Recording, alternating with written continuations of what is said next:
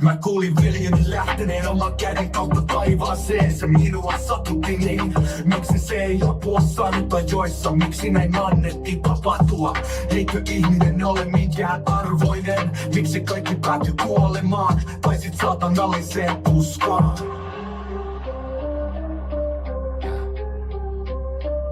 Mä kysyn vaan, kuinka monta turhaa kuolemaa tää kaikki paska vaatiikaan, kunnes meidät huomataan. Mä kysyn vaan, kunnes vastauksen saan tähän saatanalliseen ongelmaan.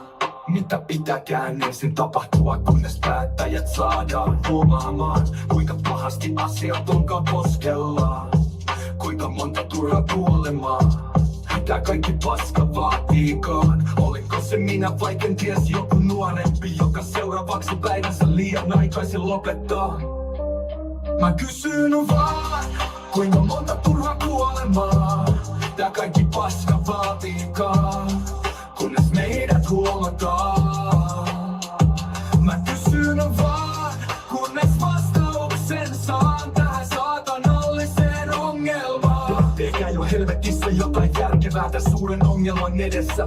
Viisaat päät yhteen lyökää ja ongelmat ratkaiskaa kansaa kärsivää. Auttakaa suurella kädellä tän kaiken tuskan ja kärsimyksen keskellä. Mä kysyn vaan, kuinka monta turhaa kuolemaa tää kaikki paska vaatiikaan, kunnes meidät huomataan.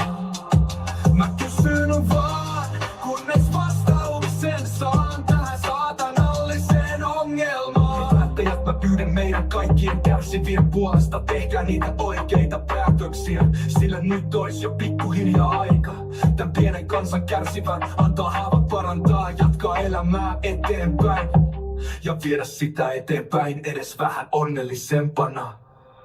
Mä kysyn vaan, kuinka monta turhaa kuolemaa tää kaikki paska vaatiikaan, kunnes meidät huomataan.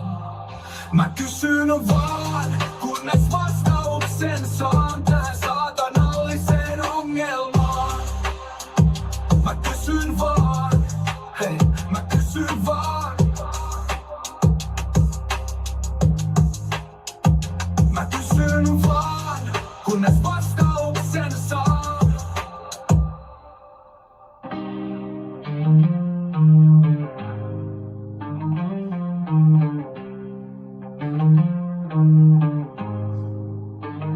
Mä kysyn vaan, kunnes vastauksen saan.